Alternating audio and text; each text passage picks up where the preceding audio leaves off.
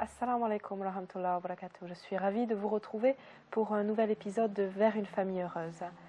Nous avons vu petit à petit au cours de ces émissions comment développer et entretenir cette famille musulmane.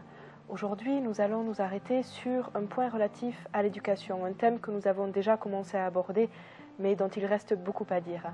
Pour cela, j'ai le plaisir d'accueillir encore une fois cher Hicham El Arafa, le directeur de l'Institut Usul El-Din à Paris. Frère Hicham, assalamu alaikum. Wa alaikum salam wa rahmatullahi wa barakatuh. Ravi de vous retrouver pour cette nouvelle émission. Barakallahu fik.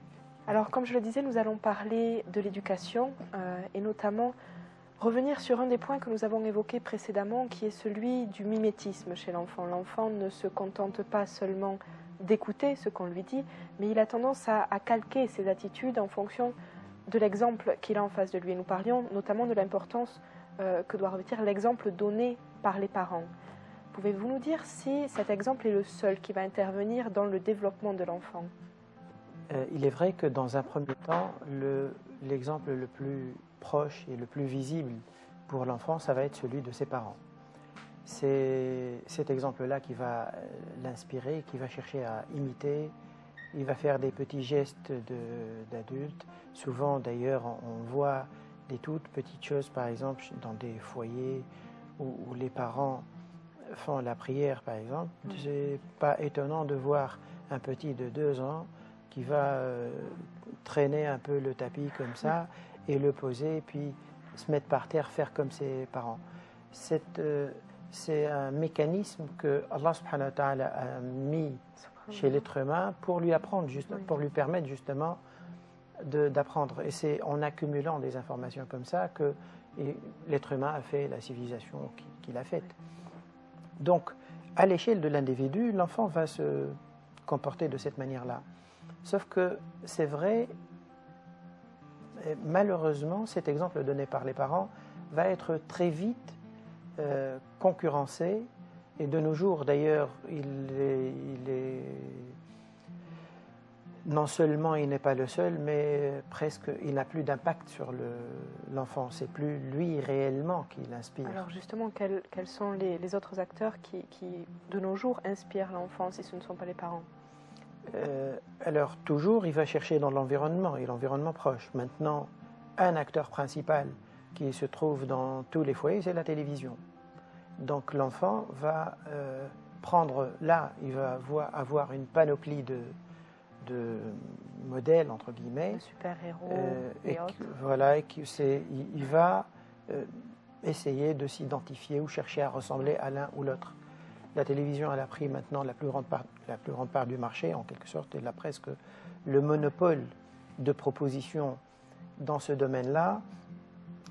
Ce que les parents doivent, bien sûr, ont intérêt, en tout cas, peut-être on n'aime pas trop le mot doivent, mais on a intérêt à ce qu'ils puissent voir, analyser ce qui est proposé à leurs enfants, ce qu'eux-mêmes ils proposent en quelque sorte en invitant,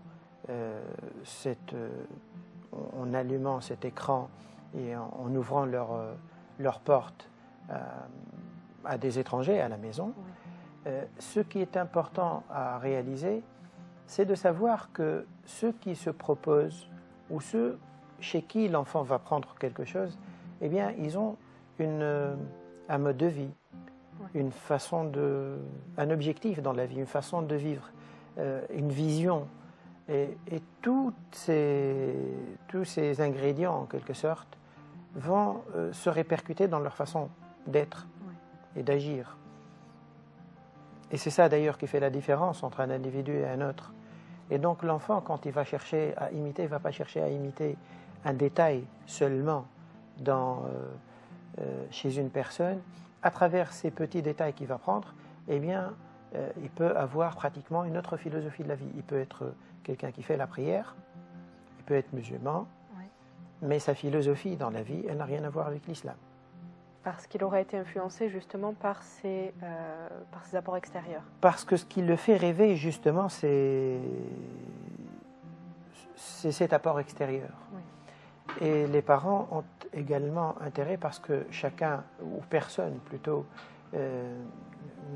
quand il prend le temps de réfléchir, ne se sent à l'aise de confier son ou ses enfants à quelqu'un d'autre pour lui façonner l'esprit, pour physiquement il va continuer à ressembler à ses parents, mais psychologiquement, au niveau de ses choix, il ne va pas vraiment ressembler à ses parents.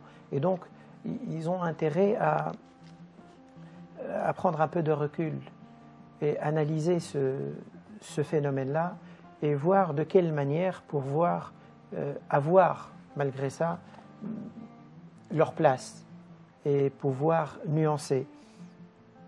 Je ne pense pas qu'il y a une priorité plus importante pour les parents que celle-ci, celle de pouvoir être eux toujours le principal modèle pour leurs enfants, quel que soit... Comment, excusez-moi, dans ce cas-là, comment s'assurer que l'on demeure le principal modèle? Est-ce que cela veut dire que, par exemple, pour ce qui est de la télé, on ne va plus l'utiliser, on va éviter que l'enfant se retrouve devant la télé parce que justement on veut éviter qu'il se retrouve avec des facteurs extérieurs qui l'influencent trop?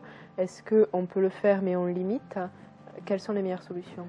L'interdire ou la bannir de la maison, c'est impossible, c'est presque impossible ou impossible, de l'ordre de l'impossible, même si je sais qu'il y a des gens qui font ce choix-là, musulmans et non musulmans également. Donc ce n'est pas une question juste parce que le musulman, il a... Non, non, non, non, non. Il y a des gens qui prennent au sérieux la question de l'impact sur le cerveau de l'enfant et ils font des choix de cet ordre. Quand on voit quel peut être l'impact, ça peut amener à réfléchir et peut-être nous pousser à chercher des idées pour voir comment influencer, comment cadrer cet impact-là. Je me rappelle une fois avoir vu une petite scène dans une mosquée. Un papa qui amenait avec lui son enfant, son fils de 5 ans environ.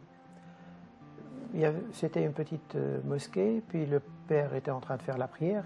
L'enfant, il s'est mis à courir un peu, à se balader dans la mosquée. Il arrive à l'endroit où l'imam se tient, il trouve un micro par terre. Il trouve le micro de l'imam par terre. Il prend le micro, il se met à chanter. Il était éteint, heureusement, mais il s'est mis à chanter et danser. Et donc, on voit l'outil, l'appareil, qu'est-ce que ça évoque chez l'enfant. Qu'est-ce que ça évoque chez lui et à quoi il a associé. Ce n'est pas un imam qui appelle à la prière, c'est un chanteur. Parce qu'il ne le voit pas, justement, souvent peut-être un imam ou quelqu'un appelé à la prière dans un micro. Mais ça veut beaucoup dire. Ouais. Et je pense aussi à un autre cas, mais dans le sens positif, celui-là, mais également ça donne aux parents à réfléchir. Quelqu'un qui a un enfant également qui était à l'école maternelle et un jour interrogé par la maîtresse sur ce qu'il comptait devenir, il répond je veux devenir un sahabi, un compagnon. Il a entendu le mot compagnon, c'est sûr qu'elle n'a pas compris de quoi il s'agit. Lui, il a entendu dans la famille le mot compagnon et on sent à quoi c'était associé ce mot-là dans son esprit. C'était associé à quelqu'un qui fait rêver, quelqu'un d'héroïque. Et c'est sûr, en tout cas, qu'un modèle comme celui-là, il est beaucoup plus positif, beaucoup plus constructif dans l'esprit et l'avenir de l'enfant, même s'il ne va pas devenir un compagnon. Mais ça veut dire quelque chose, moi je pense, les deux exemples, sur ce que les familles de l'un et de l'autre ont permis à l'enfant de prendre comme modèle et comme exemple à suivre ou profil à s'en inspirer. Et c'est certainement un enjeu qui mérite que les parents prennent le temps de réfléchir dessus et voir comment faire des choix pour, d'un côté, atténuer les influences négatives, mais ne pas laisser un vide, proposer également des influences positives. Alors justement, quel type d'influence? Vous avez cité l'exemple de ce petit garçon qui affirme qu'il veut devenir un compagnon. Encore une fois, une très grande ambition Et ça fait plaisir de la part d'un enfant, cette innocence un peu de déclarer comme ça un tel rêve.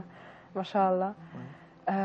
Comment justement transmettre ces valeurs positives et l'image de ces personnes qui peuvent avoir un impact positif pour les enfants? Alors, on peut la transmettre par des faits. Je pense que pour que les parents puissent faire ce travail-là, eh bien, ils vont avoir besoin eux-mêmes à, entre guillemets, retrousser les manches et plonger dans l'univers de l'islam, des grandes figures de l'islam, des prophètes, alayhimus salam, des compagnons, des savants, des pieux, des réformateurs, et aller chercher à les redécouvrir ou les découvrir carrément.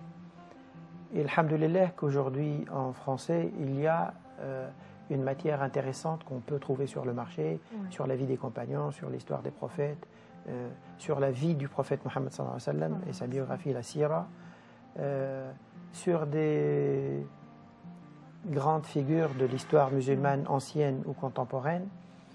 Et il y a dans ce domaine-là beaucoup de choses qui est disponible à apprendre et à proposer, à faire connaître à nos enfants. Je pense d'abord que les parents doivent revenir un peu à cette école-là de redécouverte. Et c'est lorsque eux, ils avancent, au fur et à mesure qu'ils avancent, qu'ils pourront proposer à leurs enfants. Ça ne veut pas dire qu'on ne peut rien dire à l'enfant tant qu'on n'a pas lu un livre de 300 pages, non. Au fur et à mesure qu'on avance, on peut lui faire partager ses lectures. Et donc effectivement, on s'instruire soi-même avant d'essayer d'instruire l'enfant. Exactement. Et d'ailleurs, alhamdoulilah, que Allah subhanahu wa ta'ala nous ramène. J'ai vu d'ailleurs un certain nombre de parents qui sont revenus à l'islam à cause de leurs enfants ou par le biais de leurs enfants. Ils ont réalisé à un moment donné qu'ils doivent donner quelque chose et ils se sont rendus compte qu'ils n'avaient pas grand-chose à proposer. Ils n'avaient pas le matériel. Ils n'avaient pas le matériel. Et donc c'est ça qui leur a fait prendre conscience de la nécessité de se former presque pas pour eux, mais pour leurs enfants. Mais alhamdoulilah, d'une pierre deux coups. Là, et on apprend soi-même et on n'apprend pas seulement des informations historiques parce que vivre avec des grands hommes comme ça de l'histoire, même si on n'a pas vécu avec eux, être dans leur univers, subhanallah, c'est comme si on a plusieurs vies. C'est-à-dire chacun de nous, il a ces quelques années qu'il a passées, sa propre expérience, son parcours, mais le fait d'aller lire la biographie d'une personne, puis d'une deuxième, puis une troisième, puis une quatrième, ça apporte une richesse considérable. C'est comme si on a plusieurs vies en une seule. On s'enrichit. On s'enrichit de l'un et de l'autre, des uns et des autres, et chez chacun, on apprend des petits détails qu'on fait siens, et on sent ce que ça nous apporte à nous, mais on sent aussi que ça nous donne de la matière à donner à nos enfants.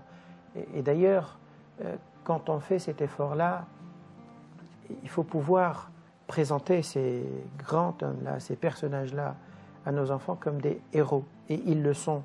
C'est les vrais, d'ailleurs.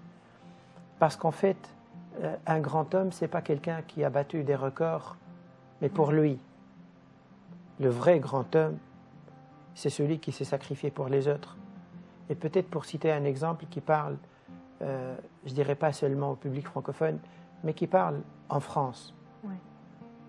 Je ne veux pas faire d'opposition pour ne pas vexer, mais si j'avais à choisir entre des hommes contemporains connus en France, eh bien je pense quelqu'un comme l'abbé Pierre, l'effort qu'il a fait, il le rend grand, beaucoup plus que beaucoup d'autres grands qui n'ont rien fait pour les autres, qui ont fait pour eux, pour leur ego, pour leur image, pour leur fortune, pour.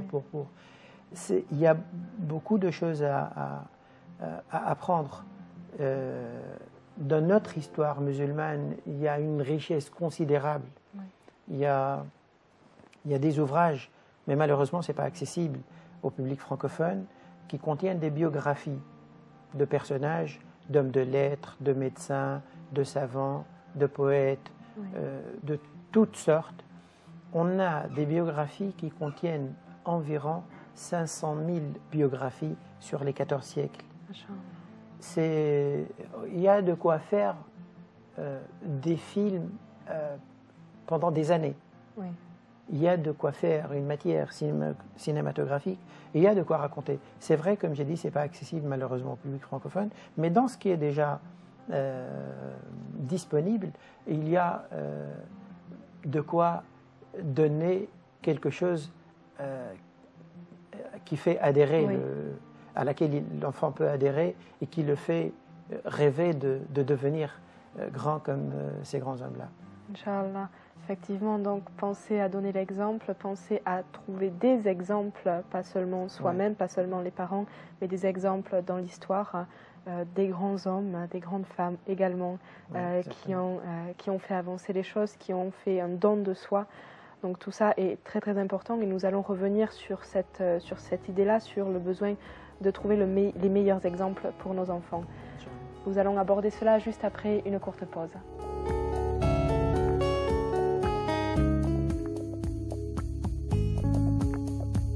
Nous nous retrouvons pour cette deuxième partie d'émission, une émission qui est consacrée aujourd'hui aux exemples à donner à nos enfants.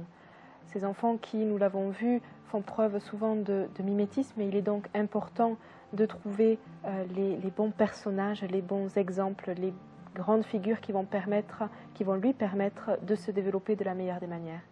Cher Hicham Al-Arafa, bienvenue pour cette seconde partie d'émission. J'aurais une question à vous poser concernant le contexte français, notamment. Vu le contexte économique, parfois, il est nécessaire que les deux parents travaillent pour pouvoir payer effectivement toutes les factures à la fin du mois. Cela va entraîner parfois que la mère va devoir reprendre le travail très tôt après la naissance de son enfant. Parfois peut-être 5-6 mois après la naissance et va donc placer cet enfant en nourrice. Que pensez-vous de ce système-là ? Je pense que ce n'est pas le système idéal, certainement. Ça peut être une nécessité. Après, c'est au cas par cas et c'est au choix de chacun.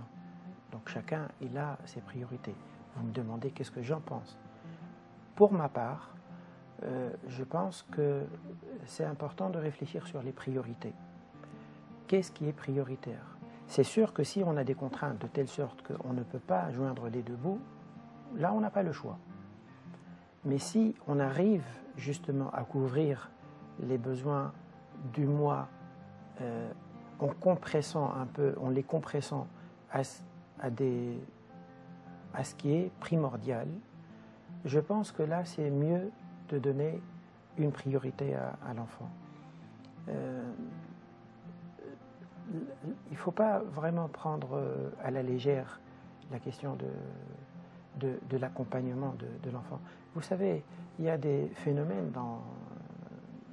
dans les sociétés actuelles, modernes, sur lesquels, si on prend un peu de recul et on réfléchit, on essaie d'analyser ce qui se passe, eh bien, on verra qu'on peut facilement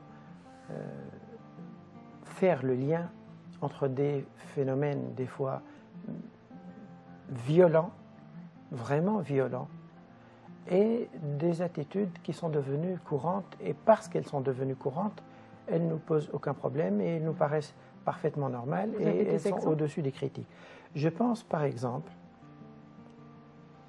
à ce qui s'est passé il y a une dizaine d'années, un peu plus d'une dizaine d'années, ou peut-être une dizaine d'années, lors de la canicule, peut-être de 2003, il me semble, oui. Lorsque le thermomètre a grimpé un été, et il n'est retombé qu'après avoir laissé derrière lui quelques milliers de cadavres, quelques milliers de morts. Et morts parmi qui ? Parmi des parents ou des grands-parents. On a parlé un petit peu à cette époque-là dans les médias. On a parlé, bien sûr, on a recensé, on n'a pas arrêté d'en parler, mais ce sur quoi on n'a pas vraiment pris le temps d'analyser, c'est les raisons. Parce que là, c'est un problème de société, c'est plus que... C'est pas juste un dysfonctionnement banal, non. C'est quelque chose de très profond. Ça veut dire que la famille est comme une valeur refuge en quelque sorte, eh bien elle est en train de s'évaporer. Et qu'on ne peut plus compter sur quiconque, sur personne, on ne compte que sur soi.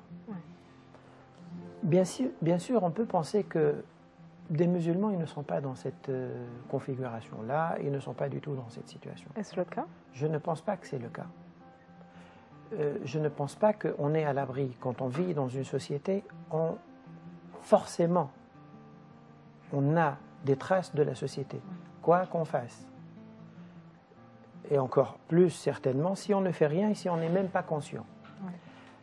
Mais quand on est conscient, eh bien, on va subir un certain nombre d'influences. C'est que la famille, c'est pas un endroit, c'est pas un foyer, une maison dans laquelle se croisent des fonctionnaires.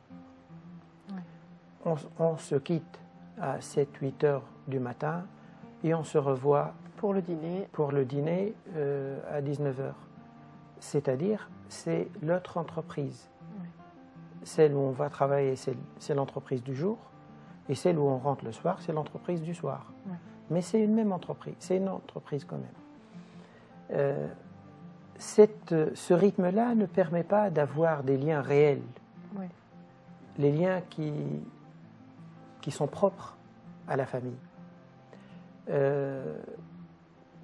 Et c'est sûr que si on laisse fragiliser ces liens, peut-être on ne voit rien au début, surtout qu'on voit qu'autour de nous, tout fonctionne comme ça, donc ça nous paraît normal. Quelle est l'autre alternative possible? On ne remet pas forcément en question on ne peut pas remettre en question, voilà. Mais ça n'empêche qu'on peut sentir, il y a des occasions qui se présentent à chacun s'il est observateur, pour voir que le lien qu'il y a entre lui et ses enfants, c'est un lien vraiment superficiel. Le lien, il peut être plus fort entre des copains entre eux, entre des amis entre eux, que des liens entre parents et enfants. Entre parents et enfants. Et la raison, c'est pas que les enfants sont ingrats, ils veulent pas. Non, c'est qu'on ne leur a pas donné l'occasion. On n'a pas travaillé ce lien. Ils n'ont pas vu vraiment, ou ils n'ont pas vu un vrai sacrifice. Ils savent que leurs parents vont travailler pour pouvoir leur payer des vacances ou leurs vêtements ou autre, mais la question s'arrête là. Et l'enfant, ses besoins ne sont pas uniquement ses besoins matériels. À un moment donné, il a besoin, il va réaliser autre chose et il a besoin d'autre chose. Donc, si les parents mettent cet aspect-là au second plan, ça peut se comprendre s'il y a une réelle nécessité. Ça peut se comprendre, bien sûr, dans des situations où l'apport et de l'homme et de la femme est primordial. C'est-à-dire une maman, par exemple, qui a fait plusieurs années d'études, qui s'est spécialisée, qui est devenue médecin, admettons. Là, le rôle qu'elle va apporter, au-delà même de ce qu'elle va toucher, c'est un rôle noble. Vous voyez, mais s'il n'y a pas un besoin aussi important que ça, aussi pressant que ça, je pense que c'est important de revoir les priorités. Je pense une fois à une jeune fille qui est venue me voir poser une question sur qu'est-ce qu'elle peut faire pour... est-ce qu'elle peut enlever son foulard ou non pour aller travailler? Et je lui ai demandé qu'est-ce qu'elle cherche, qu'est-ce qu'elle peut faire. Elle n'avait pas le bac, il me semblait. Et elle cherchait donc juste un petit boulot dans une je ne sais quel cadre, quelle entreprise. Et je lui ai dit, vous savez, si c'est juste vous avez besoin de d'argent de poche, parce qu'elle me disait qu'elle vivait avec ses parents, ce que vous pouvez faire, c'est que vous pouvez prendre un ou deux enfants comme babysitter Oui. et vous vous en occupez chez vous. Vous êtes chez vous. La question ne se pose pas du tout du foulard, même avec les nouvelles contraintes, les couches qu'on est en train de rajouter petit à petit. voilà, périodiquement. Même avec ça, la question ne se pose pas. Eh bien, là, vous ferez quelque chose de beaucoup plus utile. Oui. Autour de vous, c'est utile, et pour vous, ça vous apportera. Dans tous les cas, moi, je pense que les parents, ils doivent être conscients de l'impact des personnes qui interfèrent avec eux dans la vie de l'enfant, et ils doivent prendre, eux, les rênes. Oui. Ils ne doivent pas les laisser entre les mains d'autrui. Et je reviens sur ce que j'ai disais tout à l'heure, c'est que vraiment, ils doivent plonger dans des sources historiques et être comme une sorte d'abeille qui va voler de fleur en fleur pour rassembler de quoi offrir à leurs enfants le meilleur miel. C'est de cette manière-là, moi je pense que les parents doivent accompagner leurs enfants. Inch'Allah, donc être actif, être attentif aussi aux besoins de l'enfant, ne pas laisser ses besoins être pris en charge par d'autres que l'on ne contrôle pas forcément. Je vous remercie pour ces conseils qui vont sûrement permettre, Inch'Allah, à nos téléspectateurs et nos téléspectatrices de s'améliorer toujours un peu plus dans l'éducation de leurs enfants. Je vous remercie pour votre fidélité. Je vous donne rendez-vous pour un prochain épisode.